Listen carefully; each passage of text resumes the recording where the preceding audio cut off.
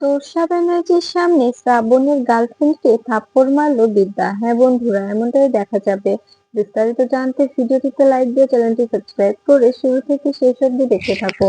গল্পের শুরুতে দেখা যাবে রাজদীপ চ্যাটার্জির সঙ্গে সবাই মিলে হাসাহাসি করতে থাকে। তখন তখন রাজদীপ বলতে থাকে, কি ব্যাপার, তোমরা সবাই হাসছো কেন? তখন পৃথা বলতে থাকে, তুমি তুমি সত্যি সত্যি ফাংশনে নাচ গান করবে? তখন তখন দেখা যায় রাজদীপ বলতে থাকে, আমি তো নাচার কথা বলিনি, আমি তো বলেছি যে আমি গাইবো। তখন বিদ্যা বলতে থাকে, আপনি গাইবেন তাই না? তখন তখন রাজদীপ বলতে থাকে, অবভিয়াসলি আমি তো গাইতে পারি। আমি যখন কলেজে পড়তাম তখন তো আমি নাচতাম, গাইতাম, সবকিছু করতাম, সবসময় প্রাইজ আনতাম, ফার্স্ট হতাম। বুঝতে পেরেছো তুমি? তুমি আমাকে নিয়ে টিটকিরি মারছো। তখন তখন বিদ্যা বলতে থাকে, ও তাই তো। তবে তবে এবার পুজোর পুজোর ফাংশনে আপনি তবে নাচবেন, গাইবেন, ঠিক আছে? তখন পৃথা বলতে থাকে, একদম একদম তোমার শ্বশুর মশাই সবকিছু করবে, আমি কথা দিলাম। তখন রাজদীপ বলতে থাকে, তুমি এসব কি বলছো পৃথা? তুমি কথা দিলে মানে? তুমি কেন কথা দেবে? আমি শুধু গাইতে পারি, আমি নাচতে পারি না তো। তখন তখন দেখা যায় এ কথা শুনে এ কথা শুনে বিদ্যা বলতে থাকে, কেন, আপনি তো এইমাত্রই বললেন যে আপনি নাচতে পারেন, গাইতে পারেন, সবকিছুই করতে পারেন, তবে তবে এখন বলছেন কেন আপনি নাচতে পারেন না? তখন তখন রাজদীপ বলতে থাকে, আমি তো বলেছি যে আগে নাচতে পারতাম, এখন এখন অতটা ভালো পারি না, এখন অতটা ভালো নাচতে পারি না আমি, তাই তাই এখন আমি গাইতে পারি, এখন আমি গাইবো। তখন এই বলে হারমোনিয়াম নিয়ে রাজদীপ চ্যাটার্জি গান গাইতে থাকে।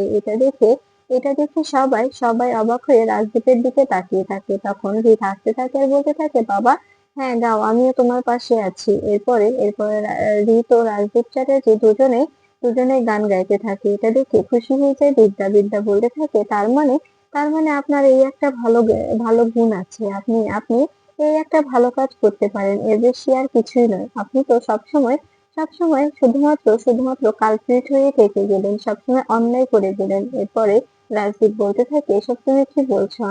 আমি দেখেছো কত সুন্দর গান গাইলাম। তখন পৃথা বলতে থাকে, হ্যাঁ বিদ্যা, তোমার শ্বশুরমশাই কিন্তু সুন্দর করে গান গাইয়েছে, তাই তোমার শ্বশুরমশাই এবার পুজোতে গান করবে। তখন তখন দেখা যায় কথা শুনে বিদ্যা বলতে থাকে, একদম ঠিক বলেছেন আপনি, একদম একদম উনি ঠিকভাবে গান করবে। এরপরে দেখা যায় ঋত ও বিদ্যাকে একসঙ্গে গান গাইতে বললে তখন ঋত ও বিদ্যা একসঙ্গে গান গাইতে থাকে। তখন তখন দেখা যায় হঠাৎ বিদ্যার ফোন আসে, আর ওপাশ থেকে প্রিয়া বলতে থাকে, ম্যাম, এদিকে এদিকে অঞ্জলি ও রায়া যাচ্ছিল, ঠিক তখনই শ্রাবণ ও তার দলবল রায়া ও অঞ্জলিকে রাস্তায় আটকে দিয়েছে। আমরা বুঝতে পারছি না কি করব।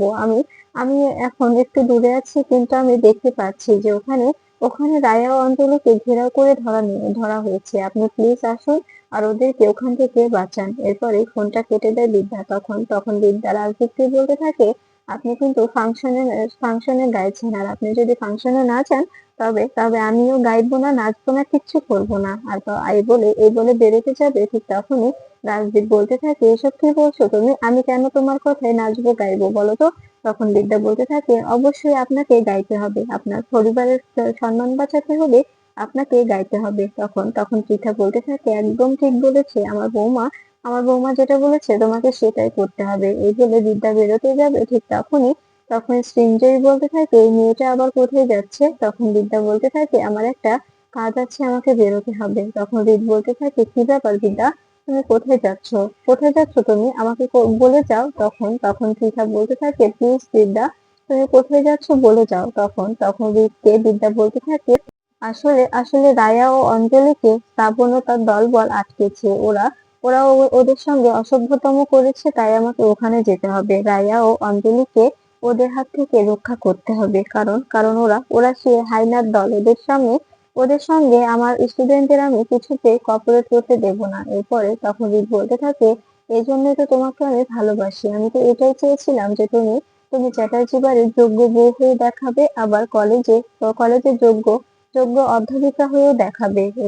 এরপরে দেখা যায় রিক চলে যায়। তখন তখন রাজদীপ বলতে থাকে, ওই মেয়েটা যাই বলুক না কেন, আমি কিন্তু কিচ্ছু করতে পারবো না। তখন পৃথা বলতে থাকে, তোমাকে অবশ্যই করতে হবে। ঠিক তখনই সবাই মিলে হাসাহাসি করতে থাকে। তখন তখন দেখা যায় এরপরে দেখা যায় চিরঞ্জীবী বলতে থাকে, দাদা, আপনি গাইবেন? সত্যি গাইবেন আপনি? এরপরে এদিকে দেখা যায় রায়া ও অঞ্জলিকে শ্রাবণ আর তার দলবল চারপাশ দিয়ে ঘিরে ধরে আর বলতে থাকে, কি কি হলো? তোমরা তোমরা এভাবে এভাবে আমাকে দেখে ভয় পাচ্ছ কেন? আমাকে দেখে ভয় পাওয়ার তো কিছু হয়নি। আমি তো এখানে তোমাদের সঙ্গে মজা করতে এসেছি। তোমরা তোমাদের থাকার জায়গা নেই, কোনো পড়ার জায়গা নেই, লাইট নেই, কোনো খাবার নেই, জল নেই, কিচ্ছু নেই। তোমরা তোমরা কোথায় কি করছো?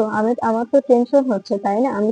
আমি তো তোমাদের ভালোবাসি। তোমরা তোমরা যদি আমার সঙ্গে বন্ধুত্ব করো, তবে আমি তোমাদের সবকিছুর অ্যারেঞ্জ করে দিতে পারি। শুধুমাত্র তোমরা দুজনে আমার গার্লফ্রেন্ড হয়ে থেকে যাও। এই কথা শুনে রায়া ও অঞ্জলি বলতে থাকে, মুখ সামলে কথা বলবে। তুমি তুমি এসব কি বলছো? আমরা দুজনে তোমার গার্লফ্রেন্ড হয়ে থেকে যাবো মানে? তখন দেখা যায় শ্রাবণ বলতে থাকে, যদি যদি গার্লফ্রেন্ড হয়ে আমাদের সঙ্গে না থাকো, তবে তবে তোমাদের তুলে নিয়ে যেতে আমরা বাধ্য করবো। তুলে নিয়ে গিয়ে ট্যাঁ করে বিয়ে করব। তখন কি ব্যাপারটা ভালো হবে? তখন তখন রায়া ও অঞ্জলি বলতে থাকে, তোমাকে তোমাকে প্রফেসর বেবি দেখে নেবে। তখন এ কথা শুনে শ্রাবণ বলতে থাকে, তোমরা ভুল ভাবছো। তোমাদের প্রফেসর বেবি আমার কিচ্ছু করবে না। উনিও আমার সঙ্গে আছে। উনি উনি আমাকে সঙ্গ দিচ্ছে। উনি আমাকে সবসময় সাপোর্ট করে যাচ্ছে। তোমাদের প্রফেসর বেবি তোমাদের হয়ে কোনো লড়াই লড়বে না। তোমাদের চিল শকুনের মতো হায়নারা ছিঁড়ে খাবে। তারপরেও তোমাদের প্রফেসর বেবি তোমাদের কাছে ছুটে আসবে না। তখন দেখা যায় রায়া ও অঞ্জলি বলতে থাকে, তারপরেও আমরা তোমাদের সঙ্গে কোনো বন্ধুত্ব করব না। তখন এ কথা শুনে দেখা যায় শ্রাবণ রায়া ও অঞ্জলিকে থ্রেট করে বাড়ি ফিরে আসে। এদিকে দেখা যায় বিদ্যা বাড়ি এসে শ্রাবণকে বলতে থাকে, কি ব্যাপার গুণধর ছেলে, তুমি তুমি কোথায় গিয়েছিলে? তুমি তো রায়া ও অঞ্জলিকে থ্রেট করে এসেছো, তাই না? তখন শ্রাবণ বলতে থাকে, তুই কি করে জানলি? আর তুই এখানে কেন এসেছিস বলতো? তখন বিদ্যা বলতে থাকে, আমাকে তো আসতেই হতো। তুমি তুমি এভাবে আমার স্টুডেন্টদের তুমি তুমি এভাবে ট্রিট করবে, ওদেরকে তুলে নিয়ে যাওয়ার ভয় দেখাবে, সবকিছু করবে, আর আমি তোমার সঙ্গে কথা বলতে আসবো না, তোমাকে শিক্ষা দিতে আসবো না? তোমার তো শাসনের অভাব, শিক্ষার অভাব। সেই শিক্ষাটা তো তোমাকে দিতে হবে, তাই না? তখন কপিল এসে বলতে থাকে, কি হচ্ছে বিদ্যা? তুই এখানে কেন এসেছিস? তোকে এখানে ঢোকার পারমিশন কে দিয়েছে? তখন বিদ্যা বলতে থাকে, আমি তোমাকে এখনো কাকা বলে মানি, আর এই যে তোষা ব্যানার্জি, ওনাকে আমি এখনো নিজের মা হিসেবে মানি। তার কারণে এখনো শ্রাবণ ব্যানার্জি এখানে দাঁড়িয়ে আছে। আর তোমার ছেলে প্রতিনিয়ত যে কাজগুলো করে যাচ্ছে, সেগুলো করলে হয় ওকে ওকে বিয়ে করতে হবে, তা না হলে ওকে জেল খাটতে হবে। এমন আরম্ভলায় দিব না, শুধু শুধু মা মা মা মা বলতে বলতে চিৎকার করবে, আর কোনো কথা বলার মতো অবস্থাতেই থাকবে না। তখন শ্রাবণ বলতে থাকে, এই তুই কিন্তু সাবধানে কথা বলবি। ঠিক তখনই বিদ্যা আঙুল তুলে শ্রাবণকে বলতে থাকে, তুই তুই নিজের সীমার মধ্যে থাক শ্রাবণ। তুই যে কথাগুলো বলছিস, তুই কি ভেবেচিন্তে বলছিস? তুই আমাকে চিনিস না। আমি কত দূর এগিয়ে যেতে পারি, আমি কতটা ভয়ঙ্কর হতে পারি। তখন কথা শুনে বিদ বলতে থাকে, এ, শ্রাবণ বলতে থাকে, তুই কিচ্ছু করতে পারবি না, কিচ্ছু না। এরপরে দেখা যায় তখন ফাগুন এসে বলতে থাকে, তুই তুই এখানে সম্পর্ক নিয়ে কথা বলতে এসেছিস? তোর কি সম্পর্ক কোনো বোধ আছে বলতো? তখন এ কথা শুনে বিদ্যা বলতে থাকে, এসব কি বলছিস তুই ফাগুন? তখন ফাগুন বলতে থাকে, হ্যাঁ, তুই তো আমার ঘর ভেঙেছিস, নিজের বোনের ঘর নিজেই ভেঙেছিস। আবার এখানে সম্পর্কের দোহাই দিতে এসেছিস, সম্পর্কের কথা বলতে এসেছিস। তোর লজ্জা করছে না? এ কথা শুনে দেখা যায় বিদ্যা বলতে থাকে, মুখ সামলে কথা বল ফাগুন, মুখ সামলে কথা বল। তুই আমার সঙ্গে এভাবে কথা বলতে পারিস না। তুই ভুলে যাচ্ছিস না যে আমি তোর বড় দিদি? তখন এ কথা শুনে ফাগুন বলতে থাকে, তুই আমার বড় দিদি, ঠিক আছে, কিন্তু তুই তুই যেগুলো করছিস সেগুলো মোটেও ঠিক করছিস না। তুই কোনোভাবে আমাদের এভাবে এভাবে ট্রিট করতে পারিস না। তুই আমার ভাইকে কেন এভাবে ট্রিট করতে এসেছিস বলতো? তুই এভাবে ট্রিট করার কোনো রাইট নেই তোর। তখন বিদ্যা বলতে থাকে, আমি তোকে বারবার বলছি ফাগুন, তুই এভাবে কথা বলিস না, আমি তোর দিদি হই। তখন ফাগুন বলতে থাকে, তুই কেমন দিদি, যে দিদি কিনা তার নিজের বোনের সংসার ভেঙে দেয়? এরকম দিদি যেন কারোর না থাকে। আমি তোর মতো দিদি কখনোই চাই না। তখন বিদ্যা বলতে থাকে, আমি তোর সংসার ভাঙিনি।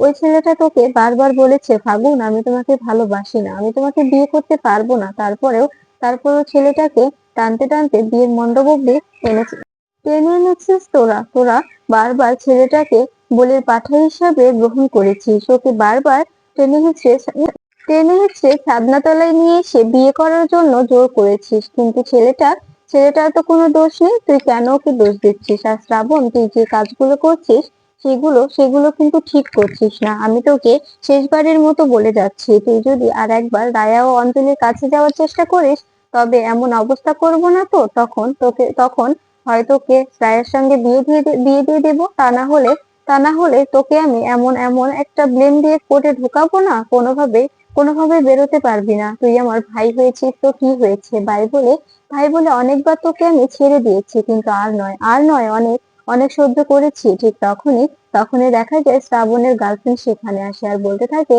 আপনি একটা নিজের বোনের ঘর ভেঙেছেন, এখন আবার আমার ঘর ভেঙে দেওয়ার জন্য উঠে পড়ে লেগেছেন। কথা শুনে বিদ্যা বলতে থাকে, মুখ সামলে কথা বলো, তুমি এখানে কি করছো? তখন মেয়েটি বলতে থাকে, আমি এখানে এসেছি কেন আপনি হয়তো জানেন না, কিন্তু শ্রাবণের পুরো পরিবার জানে, কারণ আমি শ্রাবণকে ভালোবাসি আর শ্রাবণ আমাকে ভালোবাসে।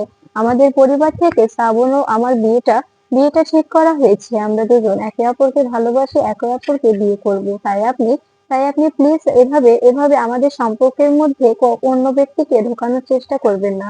তখন বিদ্যা বলতে থাকে, তোমাকে আমি ইনসাল্ট করছি না, কিন্তু তুমি এটা বলো যে তুমি যদি এতই ওকে ভালোবাসো, তবে ওকে কেন আটকে রাখতে পারো না? ও কেন রায়া ও অঞ্জলিকে বারবার টিচ করতে যায়? তবে তো তুমি যাকে বিয়ে করতে চাইছো তার সঙ্গে তো অবশ্যই ওকে বিয়ে দিয়ে দিতে হবে, কারণ ওই মেয়েগুলোকে ছেলে কাহানি করতে গেলে ওর সঙ্গে বিয়ে না দিয়ে কি তোমার সঙ্গে বিয়ে দেবো বলো? ওই মেয়েটার কি হবে? তুমি একটা মেয়ে হয়ে অন্য একটা মেয়েকে অসম্মান করছো। তোমার কি কিচ্ছু বোধ হচ্ছে না? তখন এই কথা শুনে দেখা যায় মেয়েটি বলতে থাকে, না, আমার একটুও হচ্ছে না, কারণ ওই মেয়েরা রাস্তার মেয়ে, ওদেরকে সবাই রিচ করতে পারে। তখন এই কথা শুনে বিদ্যা বলতে থাকে, মুখ সামলে কথা বলো, আমি তোমাকে আর একবার বলছি, মুখ সামলে কথা বলো, বাড়াবাড়ি করো না, বাড়াবাড়ি করলে কিন্তু খারাপ হয়ে যাবে। ঠিক তখনই মেয়েটি এসে বিদ্যাকে বলতে থাকে, আপনি আপনি আপনার বোনের সংসার ভেঙেছেন, এখন আমার সংসার ভাঙতে এসেছেন। তখনই দেখা যায় বিদ্যা মেয়েটিকে থাপিয়ে একটা চড় মারে। তখন শ্রাবণ বলতে থাকে, এই দিদি, তুই কিন্তু বাড়াবাড়ি করছিস, তুই ওকে কেন মারছিস বলতো? তখন মেয়েটি বলতে থাকে, গায়ে হাত দেবেন না, একদম গায়ে হাত তোলার চেষ্টাও করবেন না। তখনই তোষা ব্যানার্জি রেগে যায় আর বলতে থাকে, বিদ্যা, তুই একদম আমার বৌমার গায়ে হাত দিবি না, তুই কেন ওকে মারছিস বল, কেন ওর গায়ে হাত দিচ্ছিস, তোর এত বড় সাহস কোথা থেকে আসে? তখনই মেয়েটা বলতে থাকে, আপনি আমাকে চেনেন না, আপনি আমাকে জানেন না, আপনারা আমি এমন অবস্থা করব না। তখন আর কখনো আমার গায়ে হাত দেওয়ার কথা চিন্তাও করতে পারবেন না। ঠিক তখনই বিদ্যা বলতে থাকে, একদম চুপ, আর একটা কথা বললে আবার মারবো, একদম একদম মেরে বুক ভেঙে দেবো। তোমাদের আসলে শাসনের অভাব, শাসন পাও না তো।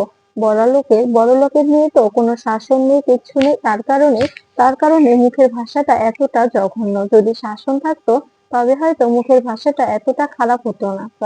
কারণ তুমি আর শ্রাবণ একই সোসাইটিতে বিলং করো।